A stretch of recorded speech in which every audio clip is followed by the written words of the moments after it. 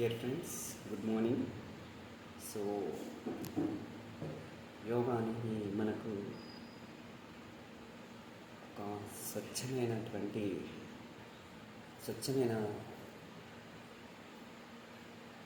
ఆరోగ్యకరమైనటువంటి వాతావరణాన్ని మనకు సృష్టిస్తుంది. సో కలుషితం లేనటువంటి మనస్సు అండ్ కలుషితం లేనటువంటి ఆరోగ్యం, నిరంతరం మనము ఆరోగ్యంగా ఉండాలంటే యోగ సాధన అనేది చాలా ఇంపార్టెంట్. అయితే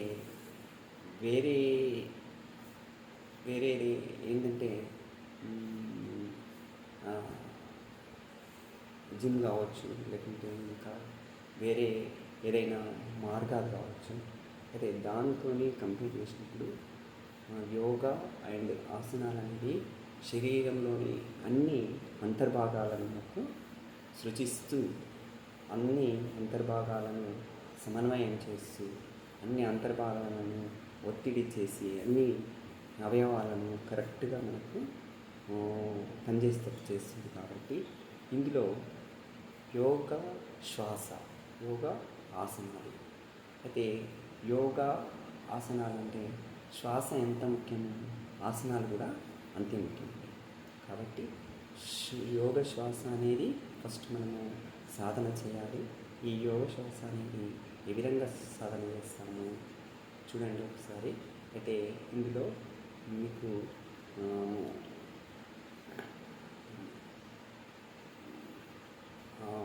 ఊపిరి తీసుకోవడము, ఊపిరి వదలడం అనేది ఒక క్రమశిక్షణయుతంగా చేయాలి.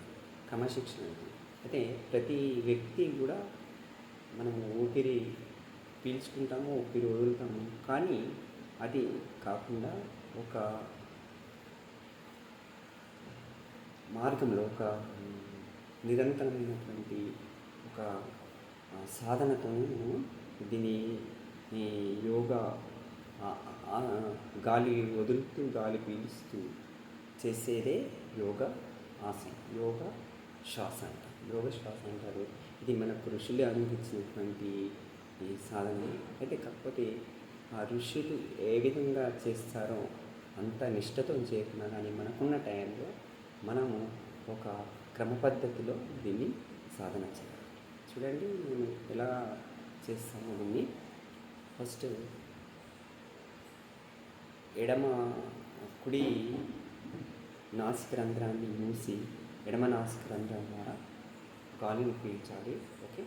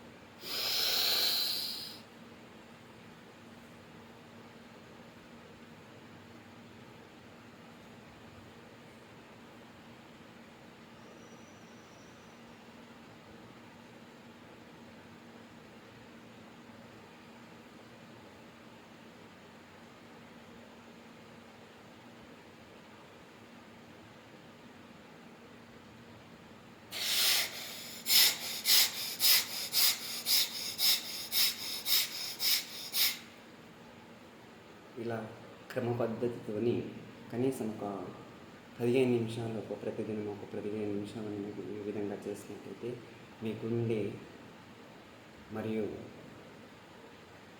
శరీరము మీకు మన యొక్క కంట్రోల్లో ఉంటుంది. చూడండి ఇట్లా 15 నిమిషాలు చేయడం వల్ల ఏమవుతుంది, నాసిక రంధ్రంతో పాటు మనము గుండె పనితనం అనేది పెరుగుతుంది.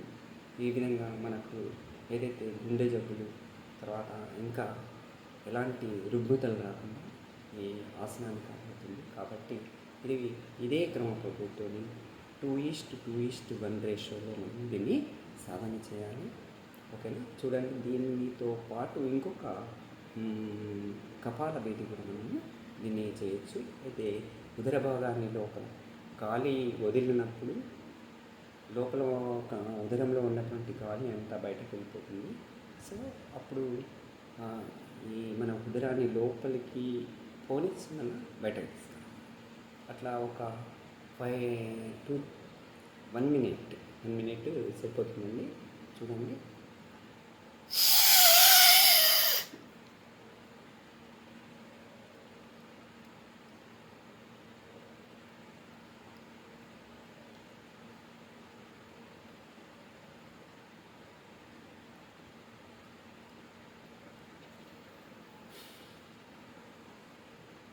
మళ్ళీ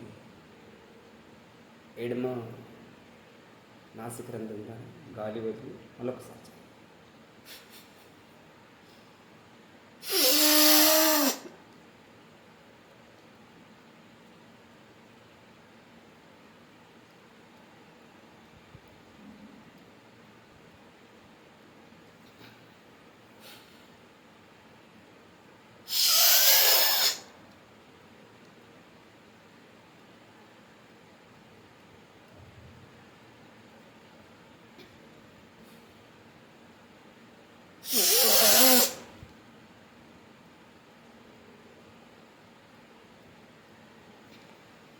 ఇదొక 5 మినిట్స్ కానీ 10 మినిట్స్ కానీ చేయండి. మొత్తం కలిపి మనకు ఒక 15 నిమిషాలు ఈ 2 ఆసనాలను ఈ యోగకు సంబంధించిన యోగా శ్వాసకు సంబంధించిన ఆసనాలు మీరు ప్రతిదినం చేసినట్లయితే గుండె మరియు నాసిక రంధ్రాలు మీ యొక్క మెదడు పనితనం, మైండ్ యొక్క పనితనం అనేది మంచి పెరుగుతుంది. అయితే రోజు మనము ఒక యాక్టివ్గా మన రోజును ప్రారంభించవచ్చు. చూడండి ఇందులో ఇంకొక మీకు ఆసనాన్ని నేను పరిచయం చేస్తాను. అదేంటంటే కేవలం బద్ధకోణ ఆసనాన్ని మీకు చూపించబోతున్నాను. బద్ధకోణ ఆసనం అనేది ఫస్ట్ రాజాసనంలో ఇట్లా మీరు పద్మాసనంలో కూర్చున్నట్టయితే పద్మాసనం సాధన మీకు మంచిగా వేయించినట్టయితే పద్మాసనంలో కూర్చుంటుంది. లేకుంటే మామూలుగా మీకు కంఫర్ట్ ఏదైతే ఉంటుందో, కన్వీనియంట్ ఏదైతే ఉంటుందో ఆ ఆసనంలో మీరు కూర్చోండి. ఓకే. చూడండి పద్మాసనంతోనైతే ఇది మోకాళ్ళ నొప్పులు ఉన్న వాళ్ళు ఈ ఆసనాన్ని చేయకుండా బాగుంటుంది. ఎవరైతే మోకాళ్ళ నొప్పులు ఉండవో వాళ్ళు మాత్రం ఈ ఆసనాన్ని చేయొచ్చు. అయితే పవనముక్తాసనం మొన్న మీకు చెప్పాను. పవనముక్తాసనం తర్వాత ఈ బద్ధకోణాసనం అనేది చేయాలి. ఓకే. బద్ధకోణాసనాన్ని ఇట్లా పద్మాసనంలో కూర్చుంది. కుడి చేయితోని ఎడమ అరి కాళ్ళను, ఎడమ చేయితోని కుడి చేయి అరి కాళ్ళను వెనక నుంచి మనము ఇలా పట్టుకోవాలి. పట్టుకున్న తర్వాత యోగ శ్వాసను వదులుతూ ఫస్ట్ కిందికి శ్వాసను పీల్చుకొని కొద్దిసేపు ఉండండి. తర్వాత శ్వాసను వదులుతూ కిందికి రండి.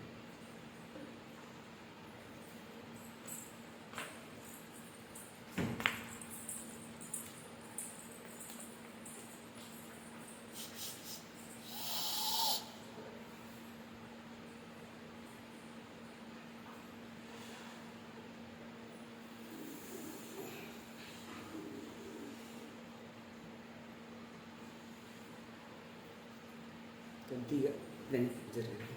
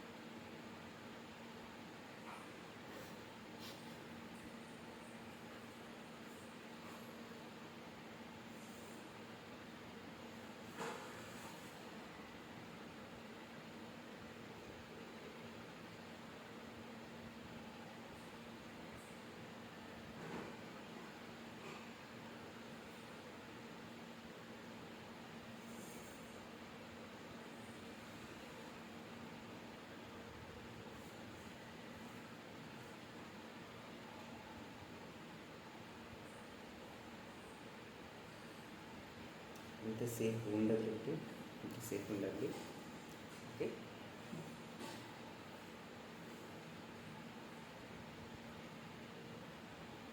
సో నాతో పాటు ఈ విధంగా మీరు ఆసనాలు చేయాలి. ఓకే. రేపు మళ్ళీ ఒక ఆసనంతో మీకు నేను ముందుకు వస్తాను.